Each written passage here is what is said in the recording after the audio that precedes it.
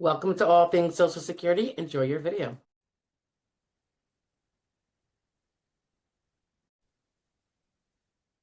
Happy Sunday, guys. It is the 1st of March. Can you believe? I can't even believe. Okay. So this is Sunday Social Security Roundup for the week of, looks like the 23rd of February through Saturday, the 28th. I guess we're not at leap year. Okay. So what do we have? We had on Monday, this is a little ditty for after you win your Social Security disability, which I hope you all do. What happens if you had long-term disability as well, whether you bought it privately or it was a fringe benefit from your employer that you could apply for if you became disabled under the definition of that contract with your employer benefits. This has to do with the LTD offsets that typically occur, and it's something that you definitely want to know about. If you were so fortunate to have an LTD policy, you just have to know what the terms of that policy said, and we go through that a little bit more in that video on Monday, the 23rd. Pardon me, I have a cold. We go over the question of, do I have to take Medicare if I get SSD? What if I like the insurance I have now? So we touch base on some of the things you're going to want to consider when you decide whether to keep the one you have, if you can keep it, or whether to hop on board and buy Part B, pay for Part B as a person now eligible to do so, being disabled, even though you're not 65. On Wednesday, the 25th, this was a Q&A with somebody, and it concerned if you are a widow and you're under 60 and you are disabled. If you are getting SSI and then you apply for widow benefits, the whole transition from being able to have more options now in those kind of situations. So we touched on that. That might have been a little lengthy because there was multiple questions that were posed. The 26th, which is Thursday. On Wednesday, we had our live stream at 1 p.m. So Thursday, we had part 1 of the replay of that live stream. And it was just a thought to not put the whole 2 hour, although I think when we cut out all the silent parts, it's like an hour and something replay, because I'm not sure it's really helpful. Like, did people really want to sit through that? So I mean, some obviously do, but I thought it might be more digestible if it was divided up. So we're giving that a shot here. So this is segment 1 of 5 of Wednesday's live stream. What I'm going to try to do is have a list of the questions that were reviewed in that segment. So then might be a searching way to do that. So no one has to really watch the whole thing if they don't want to. They just want to know that that segment has a question they might be interested in the answer for. We will have the other segments out, sprinkled in time. They might actually become an extra video shared if it seems like it's going to take forever to get them out because we're always doing other videos. But that might not be a problem, but it might at times be a problem. So anyway, Thursday was the first part of the replay. And I am going to make available to the members the whole thing. So if you guys did want to watch the whole thing, you could. And that might be for everybody. I'm not sure. But otherwise, we'll just break it out like this. It might be a little bit more digestible for people. Friday was Friday Fraud Law Review, which I had missed the week before. And it's also Red Friday, as you all know, thanking our deployed military members for doing what they do, and they can't be home with their families like most of the rest of us can. So for our Red Fridays, we always had Fraud Law Review. And in this case, it was a Virginia fellow from Newport News, if I recall, who pled guilty. So we put it all out there. He stole Social Security funds from his dead neighbor. He had POA of that over that neighbor, I think, until he passed away at the very beginning of COVID, not necessarily COVID related. And then it was in the years subsequent that he decided to keep those Social Security funds flowing. So we go over that, what his possible sentences, et cetera, and a little bantering as always on my part. So that was Friday. And Saturday, part 2 of the Q&A segment of the live stream from Wednesday. Wednesday, what was that, the 26th? No, the 25th.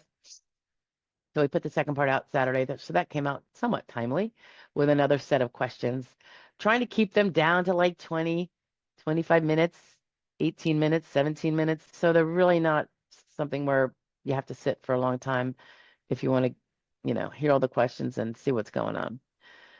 We'll see. It may or may not be a better way to do it. I don't know. But you guys can tell me what you think. Anyway, that was the week. It is Sunday. I hope you all had a great week, and I hope you have a great week coming up. I also hope that your Sunday is peaceful and meaningful, as is the rest of your week. And God bless you all. I look forward to seeing you at live stream next Wednesday.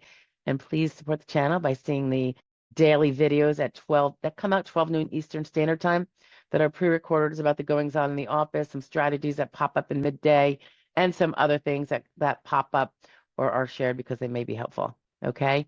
So thanks, guys, and God bless. It's still Sunday. Did you miss last week's Social Security roundup? Not this week that you just heard, but the one prior to that, and want to catch up? I'm attaching it now. Have a great day. Bye. Good morning. Happy Sunday. It is the 22nd, and we are heading into, I just saw a blizzard on my phone. It says blizzard warning until tomorrow night at 6 p.m. That's the 23rd. And then the funny part is, I don't know if you can see it, snow forecasted in 1 minute. It's like, okay, great. I better go out and do something. No, not do anything. I think we're just fine.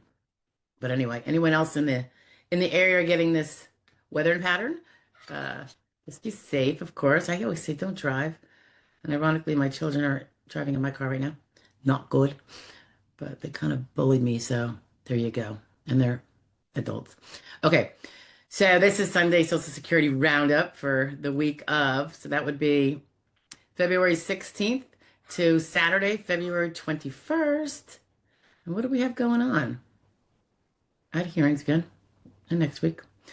All right, so Monday, the 16th. It was a little ditty about,